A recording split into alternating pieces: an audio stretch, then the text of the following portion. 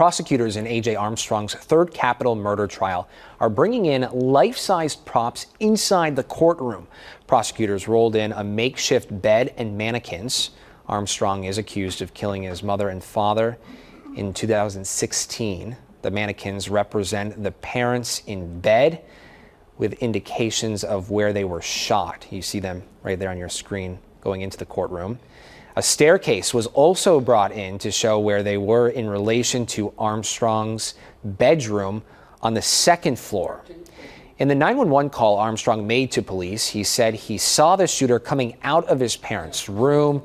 You can learn all the ins and outs of this trial on our website. That's clicktohouston.com. Court will resume in less than 30 minutes. Again, there are no cameras allowed inside the courtroom. So to deal with this, KPRC has a whole team of experts and journalists dedicated to the case. We're calling our coverage The Bench. Joining me now is former prosecutor turned defense lawyer and legal analyst Lisa Andrews. Lisa, thank you so much for coming in this morning. Of course. And chatting with us. This is fascinating. You and I had an opportunity to speak before the trial started last month, but we spoke, I think, months ago at this point. Where are we at with things today? Well, the state is continuing to put on their evidence, what they think will persuade a jury this third time, hoping that it's a charm. And so they are resorting to a lot of theatrics, I would call it, by bringing in these life-size props. Certainly that is not something that's done very often, if ever. And so they are trying to do something different in this third trial to help secure their conviction. You know, talking about that, the point of this trial was to do just that, something different here. When you saw those mannequins, when you saw that staircase, what ran through your mind? Honestly, I thought it was a little desperate. They have spent an inordinate amount of resources, manpower, money, to secure this conviction in a high-profile case. We don't see them doing that in a regular murder case, regular other capital murder cases that they try every day. They're not having a lot of success with them right now. And so to see the lengths that they've gone to for this third retrial was pretty extraordinary to me. The new DNA evidence presented in this case, thoughts on that? I think it's not going to end up being much, honestly. The circumstances surrounding how it was discovered so late in the game is going to give the defense an opening to really argue one of two things: incompetence. Yeah. Why haven't you found it throughout two other trials and didn't even find it until the eve of this third trial? Or something more nefarious. Okay, I want to talk a little bit more about this. On the stand is Sergeant Celestina Rossi, and she's a blood spatter and reconstruction expert hailing from Montgomery County. She found the DNA on the back of the HPD visitor badge. It sounds like she was shocked to see AJ's clothes were still at HPD headquarters. Thoughts on this? Do you believe this? Look, investigators, they create the evidence list, right? They write them. They document what evidence is collected. I would be shocked if HPD didn't know what evidence they possessed and exactly where it was located. And when you talk about the evidence list, can law enforcement individuals, officers get access to that? Sometimes homicide cases, those reports are coded confidential, but certainly anyone with access to the case, to the scene, right? Right, would have access. While Sergeant Rossi was on the stand, there were some big props coming in, as we talked about.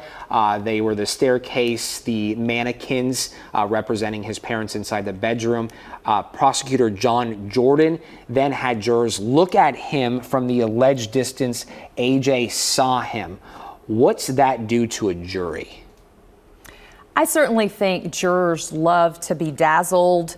We're in the era of shows, TV shows that glamorize CSI type evidence. And so I certainly think that he had their attention.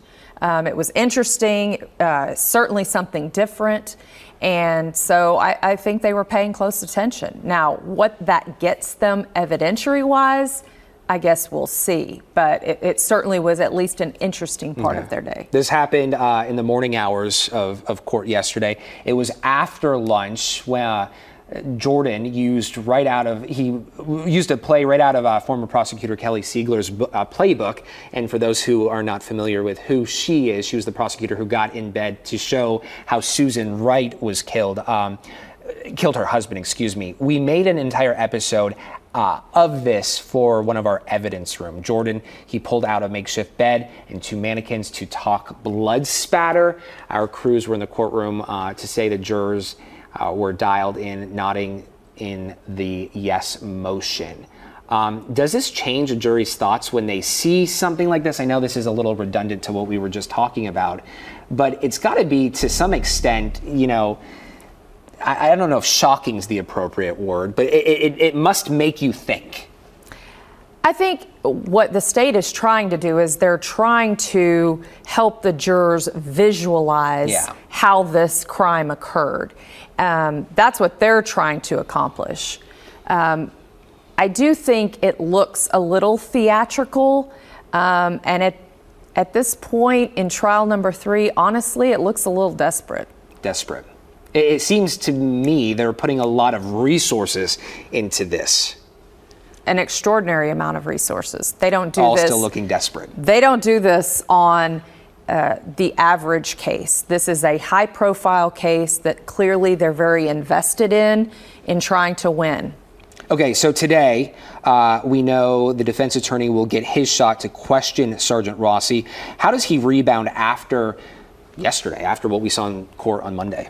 Well, he's going to stick to his plan. Rick DeToto is a very smart, skilled lawyer, and he is going to bring up the points that I know persuaded two other juries to not convict his client. So he's going to make sure and make those points, and now he's going to have some new ammunition with how this evidence was discovered in such a late fashion. Yeah, this is totally a sport. It's fascinating to watch. How long do we suspect this is going to last?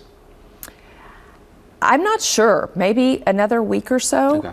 Certainly the judge is putting in some long hours trial-wise, so they're moving at a pretty good pace. Lisa Andrews, we so much appreciate you coming in. Of course, anytime. Expertise, your time. Always a pleasure. Always a pleasure. Thank you. Thank you, Lisa. Yeah. We also want you to know the state of Texas murder charges, as we know, can differ depending on the killings. KPRC2 has created a playlist explaining criminal trials. It can get very confusing, yes, we know. In this Anatomy of a Trial video on clicktohouston.com, KPRC2 Investigates tells us why you can get up to 99 years for murder, but when it comes to capital murder, it's life or death. All you have to do is head to our website, clicktohouston.com/thebench, scroll down to Anatomy of a Trial and search for this headline.